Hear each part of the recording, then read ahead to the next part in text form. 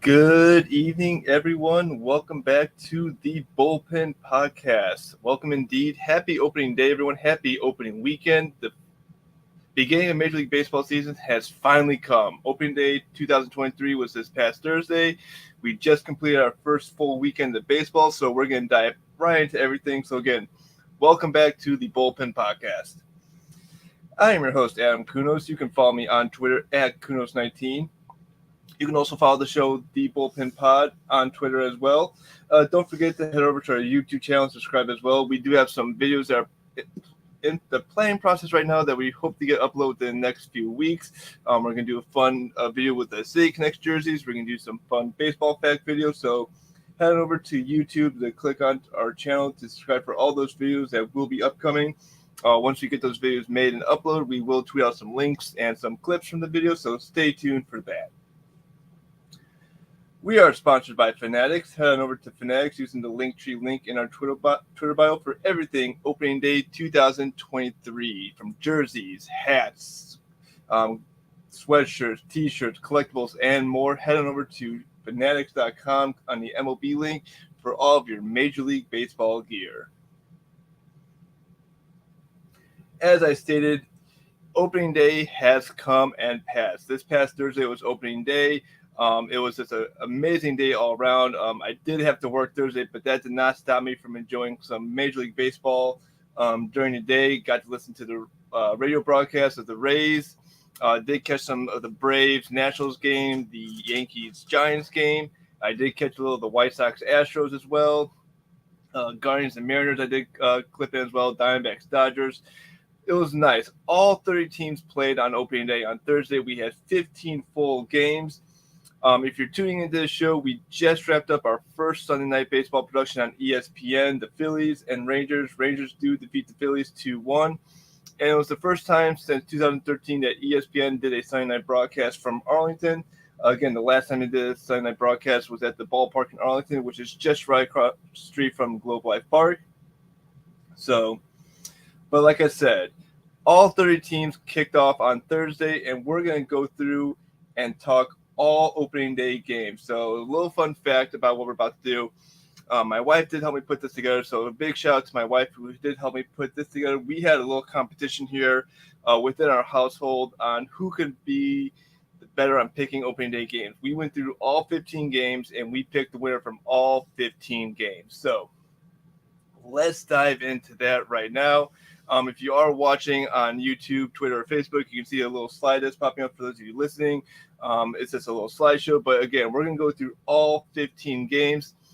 And we're going to start with the Braves and the Nationals. So Braves and Nationals were the first game to kick off Thursday. So I picked the Braves. My wife picked the Braves as well. We both were right. The Braves did end up being Nationals that day. Second game of opening day, we had the Giants over in New York, one of our only interleague games that are playing. We both went the Yankees over the Giants. We like the Yankees kind of over the team. Again, my wife's dad is a Yankee fan. My brother-in-law's dad is a Yankee fan, so we do have a couple of Yankee fans within the household. So to appease them, we did pick the Yankees, and we were right. The Yankees did win on opening day. Now, this one was a doozy to pick. It was Baltimore versus Boston. Now, my wife's family are huge Red Sox fans. When we were up last fall in Boston, we did go to a Red Sox athletics game, so we do know how crazy that stadium can get when you're in the middle of Red Sox fans. So, however, Baltimore just seemed like the sexier pick out of everything. We liked what Baltimore did last year. They had a tremendous end to the season last year, so we both went with the Birds. And we both struck gold in that one. The Orioles did beat the Red Sox at a very close game, actually, 10-9, if you can believe that, of all games. Now, we did have a nice little game on the north side of Chicago, Brewers versus the Cubs. I did pick the Brewers in this game. My wife, to please my father-in-law, who is a Cubs fan, did pick the Cubs. So the first game that we picked that we were split on, and lo and behold, my wife was right on this one. She picked the Cubs, and the Cubs did win on opening day. And now we get to a team that we do follow very closely in this household. It is the Tigers versus the Rays. So the Rays again had a great season last year, wild card winner, but got bounced out of the playoffs by Cleveland. But we like the Rays. We both picked the Rays to win opening day, and sure enough, the Rays did win. And I love the fact that the Rays went with their classic Devil Ray throwback jerseys to open up the season. Again, they're celebrating 25 years down St. Pete of Rays baseball, and I love that they're wearing their throwback Devil Ray jerseys to kick off the season. Hats off to Tampa for doing the right thing and kicking off the season in the Devil Ray jerseys. Next game we went to, again, this series just wrapped up on ESPN. We had the Phillies versus the Rangers down in Arlington. We both picked Texas, and again, Texas did win. And Texas had an explosive offense in their first game. I mean, they had a 9-inning fourth run where they were just batting around like crazy. Again, Philadelphia, like I said, could be a possible opening World Series hangover that could still be looming over them. We don't know. Teams that usually lose the World Series do have a up and down season. Only team I can remember off the top of my head that did have a good season would be Kansas City. After they went to the World Series in 2014, losing in 7 games, they go win the division, win the AL pennant, and then beat the Mets in 5 to win the 2015 World Series. Shifting over to Cincinnati, so we had the Pirates in Cincinnati, a good NL Central battle. My wife and I both picked the Pirates, and lo and behold, the Buccos did race the Jolly Roger that day. So the Pirates do come away with an opening day win in Cincinnati. Another game that we were split on, the Rockies versus the Padres. Rockies were my wife's pick. I picked the Padres. Again, I think the Padres are going to be good this year. I do pick them. I believe I picked them as the division winner. I'm about to go back and double check my picks. However, in this battle, my wife does win again. She is kicking my ass as of right now on games predicted for opening day. So the Rockies do get the opening day victory versus the Padres. And then we have our second interleague matchup. We have the Blue Jays at Cardinals. Again, another great game. It was another nail-biter towards the end, and we both like the Blue Jays in this game. And lo and behold, the Blue Jays did win the opening day game as well. So we had the Twinkies in Kansas City. We both picked the Royals to win this game. However, this is the first game that we both were wrong on. The Twins do come away with the victory. They end up sweeping this series in Kansas City to start the season 3-0. Down in Miami, we had the new look Mets versus the Marlins. I had the New York Mets in this game. My wife picked the Marlins. And the only time I believe I actually picked the game over my wife, I did pick the Mets correctly. She unfortunately picked the Marlins, so I believe that's the only victory I got in picking games this time around. And then we get to the matchup I was looking forward to. White Sox at Astros. The White Sox are down in Houston as the defending champions. Astros were unveiling their championship banner, a ring ceremony, just celebrating what was a great 2022 season for them. As a White Sox fan, this game was hard for me to pick. I did pick the Astros just because I still think Houston's the better team. There's still a lot of question marks with the White Sox coming into the season on their pitching. Definitely the offense, especially the health of Robert Eloy Jimenez. Johan Moncada, that's a question mark. And how this team is going to function without their lead that's been with the team since 2014, Jose Abreu, who was on the Astros coming to this game. However, my wife, she does not like the Astros. She has voiced her opinion very thoroughly, how she hates this team. So she did pick the White Sox.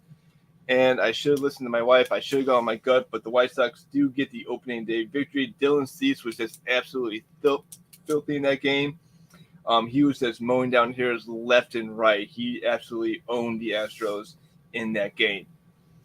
Moving over to Los Angeles, we had the Diamondbacks versus the Dodgers. My wife and I both picked the Diamondbacks in this one. However, the Dodgers did kind of ball up the Diamondbacks 8-2 in that one. We had the Angels in Oakland facing the Athletics, and again, we don't know if this will be the final season for the Oakland Athletics in Oakland.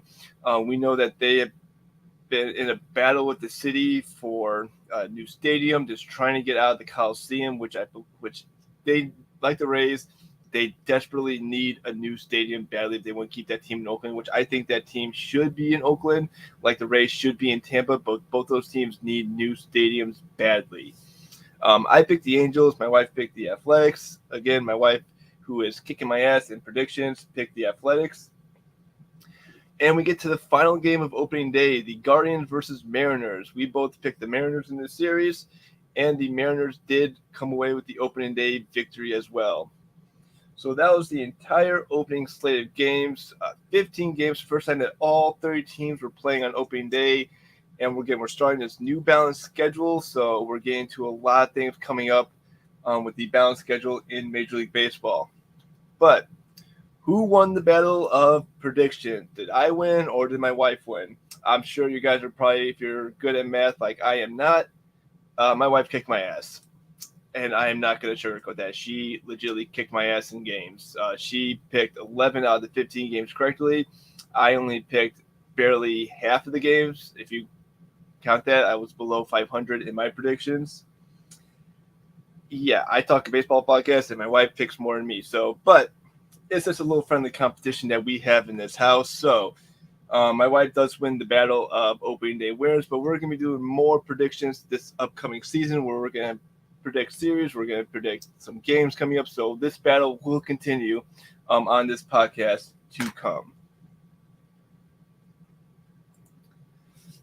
So as I mentioned, opening day was this past Thursday, and I wanted to go back to some opening day memories that I had. There have been a lot of great opening day memories that I've been a part of. And the one I'm going to start with was back in 2012. It was when me and my wife first started dating. We took a trip up to Washington, D.C. to visit her aunt and uncle and just kind of visit the city, see the sights. It was our first trip together. And I had mentioned that I wanted to go see National Stadium. And we looked online. They said, okay, they're going to offer tours. We'll go do a tour. Little did we know, it was actually opening day for the Nationals in 2012. So we ended up stumbling into Nationals opening day. We got 2 tickets for standing room only, which were about $30 at the time. I was like a kid in a candy store. It was my first open day experience. I was just eyes wide open. Couldn't believe we're actually doing this. Did thank my wife a lot that day because this wasn't on our plan to do it, but it was a fun little stumble that we happened to walk into. We got to see all the opening day festivities, the lineups announced, the flag unveiling on the field, the flyover, the first pitch, the fireworks after the lineups. It was just a fun opening day atmosphere. And there's something different about watching opening day versus being at opening day in person, in my opinion. Again, if you watch opening day on TV, it is a great experience because you can be in your living room, you can have food there, you can set up a TV outside on your patio, grill hot dogs, get cold beer on the ice, and just watch the game wherever you want. But watching opening day live just kind of hits you a little different. The atmosphere is different. Just being in that ballpark, because National fans were just hoping that this would be a season where things were going to turn around, and they ended up going on to win the division that year for the first time in franchise history since moving from Montreal. But just being in that stadium and feeling the atmosphere of that ballpark was just something that is different than watching opening day on TV. And don't get me wrong, I will sit through opening day and watch as many games as possible if I have the chance. I'll be on my couch. I'll have food available. I'll have drinks on standby, and I will not move from the couch unless I have to use the bathroom. And I'll watch opening day from the first game to the last game if I'm able to. But if I get the chance again, I will definitely go back to another opening day live in person. I don't care where it's at. I will go up to Seattle. I'll go up to Toronto. I'll go to Miami, back to Chicago, Texas. I don't care what state I'm going to be in.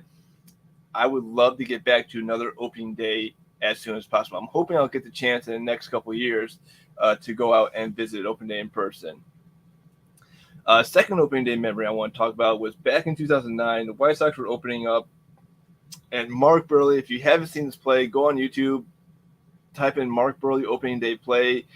A liner, he kicks off his foot, the ball's rolling foul, and he takes the ball and he kind of hikes it through him like a center on a football team to Paul Konerko at first and somehow gets the out at first. That is one of the more spectacular plays that I have seen in my lifetime, and Mark Burley has been known for a lot of amazing plays. I mean, World Series championship, no-hitter, perfect game. He was one of the fastest pitchers when he was pitching for the White Sox. So he is just a great athlete when it comes to pitching. And that was one of the more athletic plays that I have seen a pitcher make in a long time.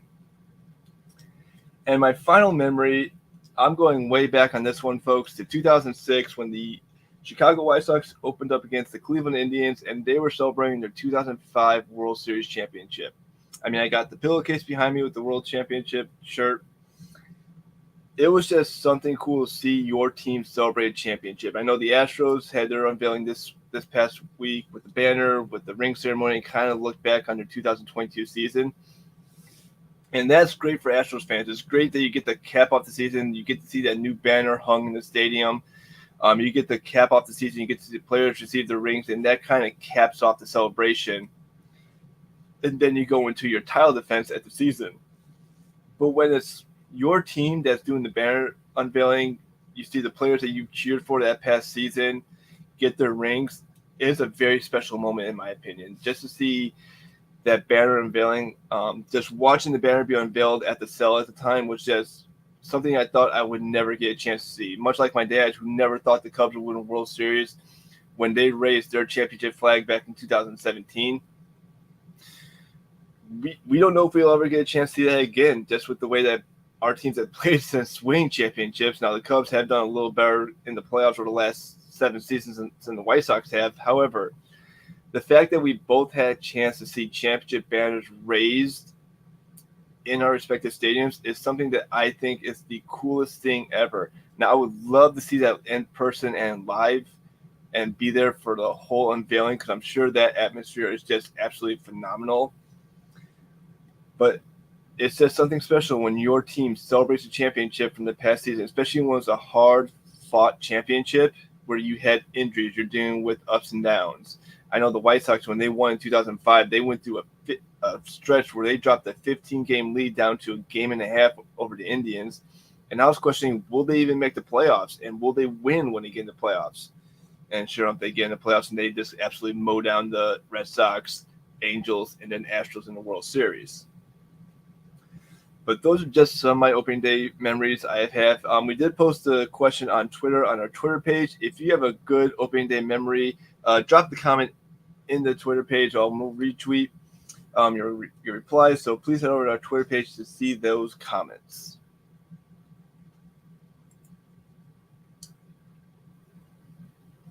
All right.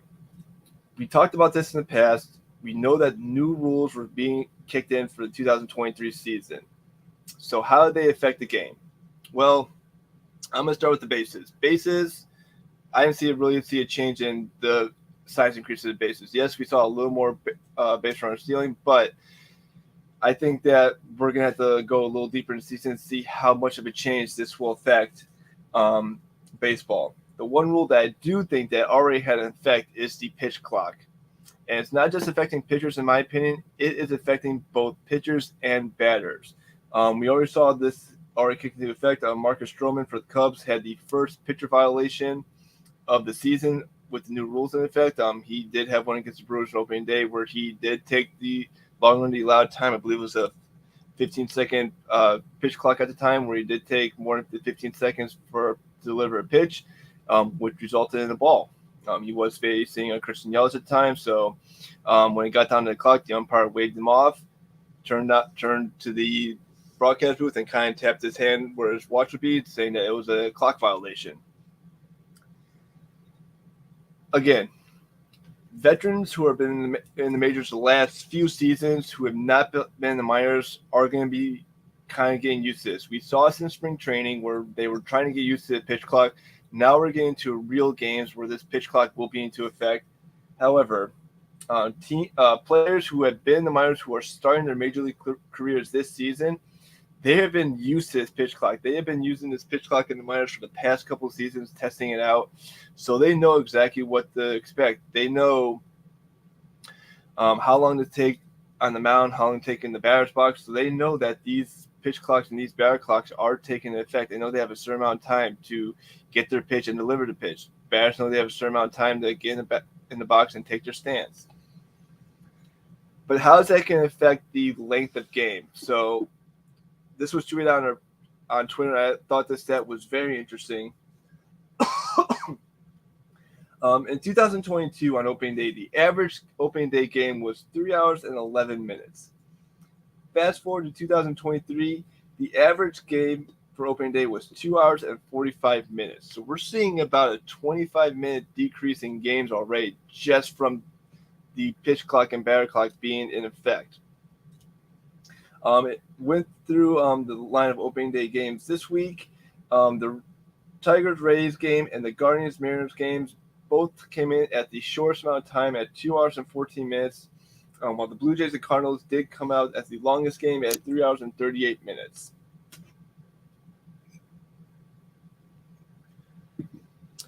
Now, again, average length of game was just about 2 hours and 45 minutes, and that's a pretty short game for baseball. If you've been watching baseball for the longest time, you know that games can drag on 3, 4 hours, 5 hours, depending on what game you're going to.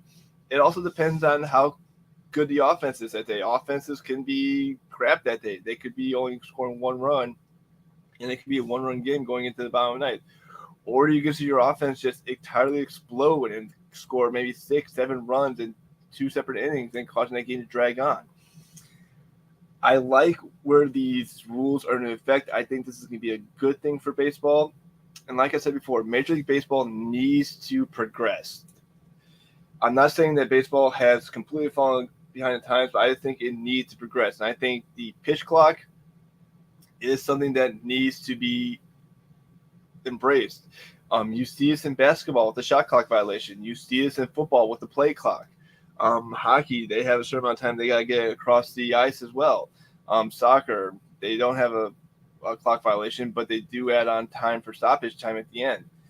So I think this is going to be good for baseball. I think going forward, players will get used to this. They're not going to be questioning if the pitch clock is a thing anymore. They're going to be getting used to this new pitch clock going forward. So, again, I like it. I think it's going to be a good thing going forward, and we'll see how many more pitch violations that we'll see. We're getting ready to start our first full week of baseball starting tomorrow. So we'll see exactly how this pitch clock affects pitchers who have yet to make their Major League Baseball debut this season.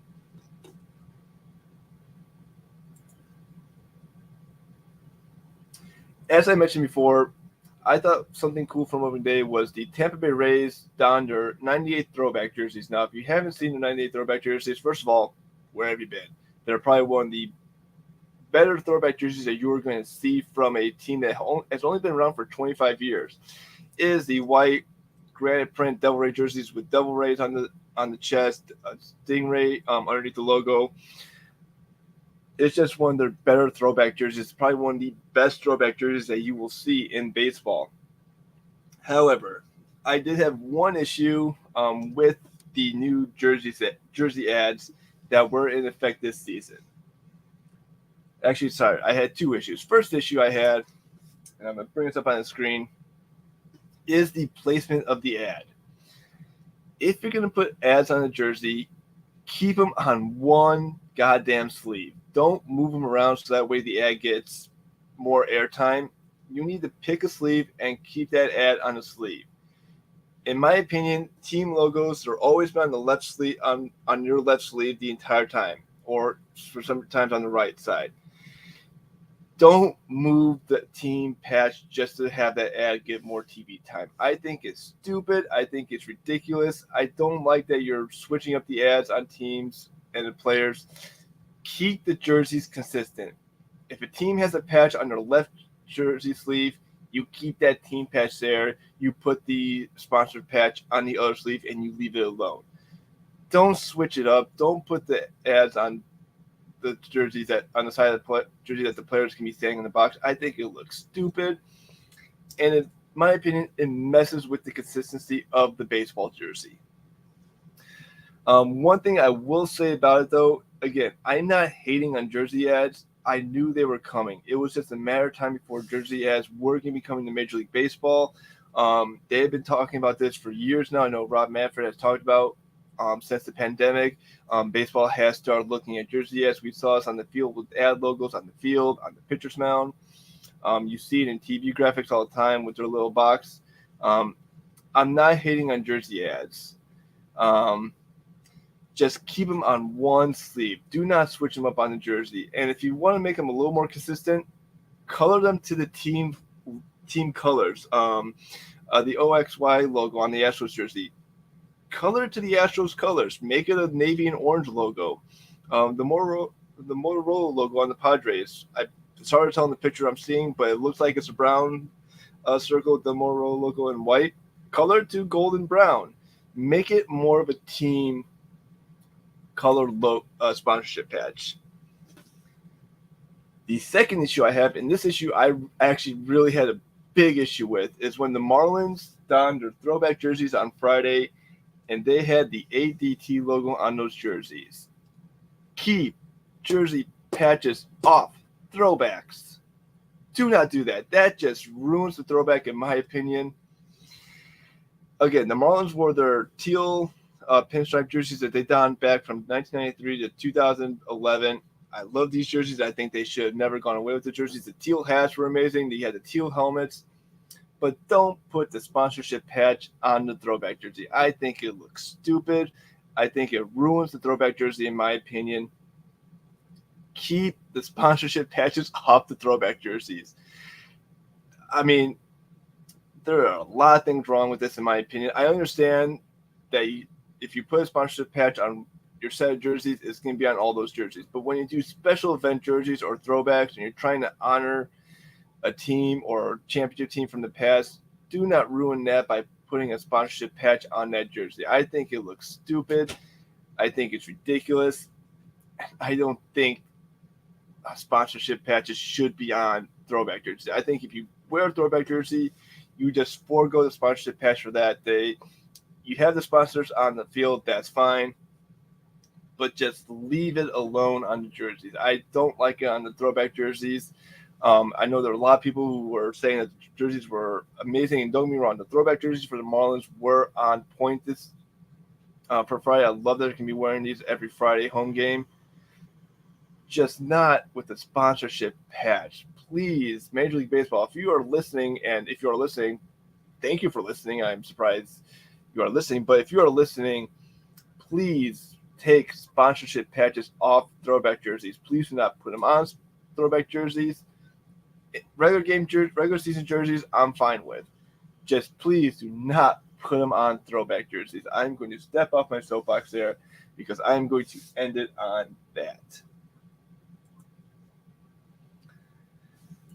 All right, we're coming on to the end of the show, and we're going to go into previewing the week. So we got 3 series that are going to coming up to for this week, and we're in the first full week of games.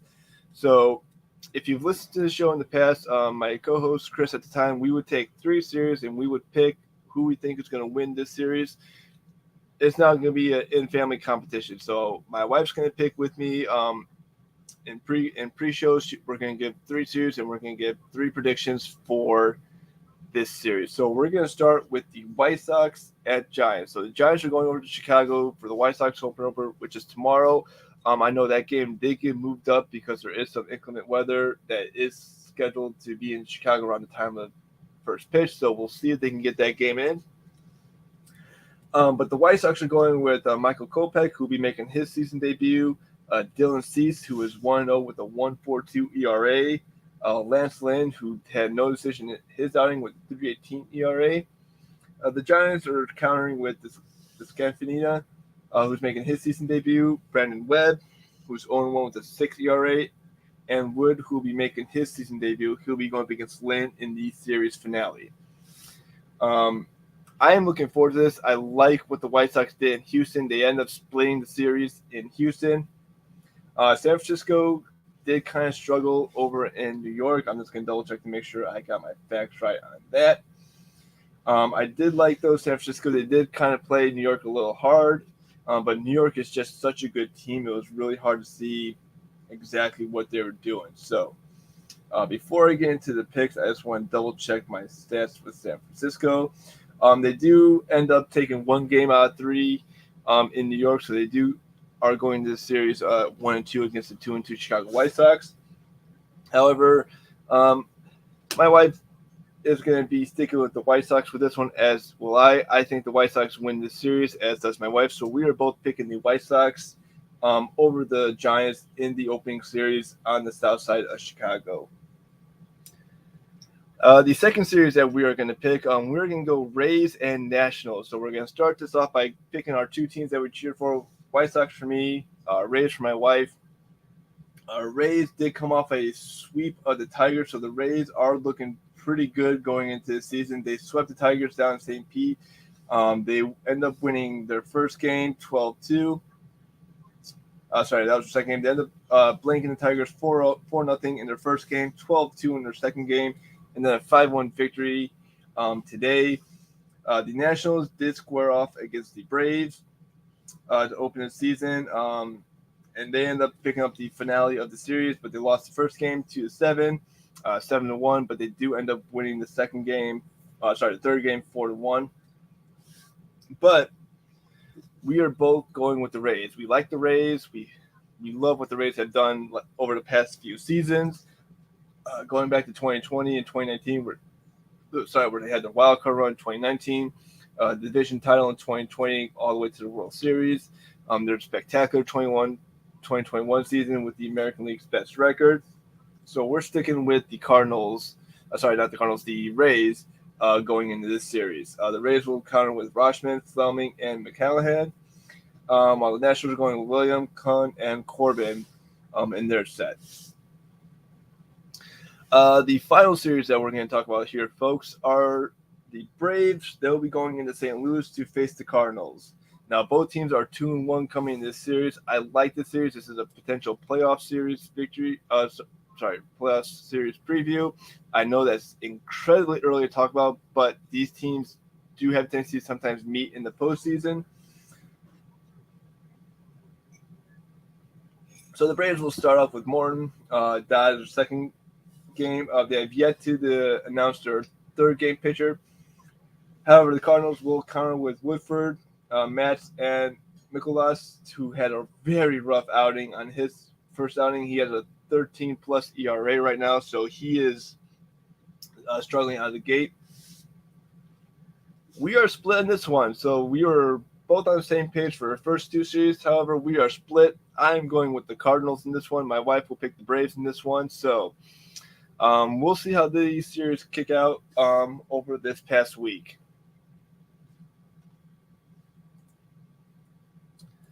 All right. As I said, we are excited that opening day baseball has finally arrived. We are excited the baseball season is up and running. We hope you guys who are listening to this podcast tune in throughout the entire season of Major League Baseball for everything Major League Baseball. I'll be coming to you live every Sunday following ESPN Sunday Night Baseball or during the game, depending on how the game's going.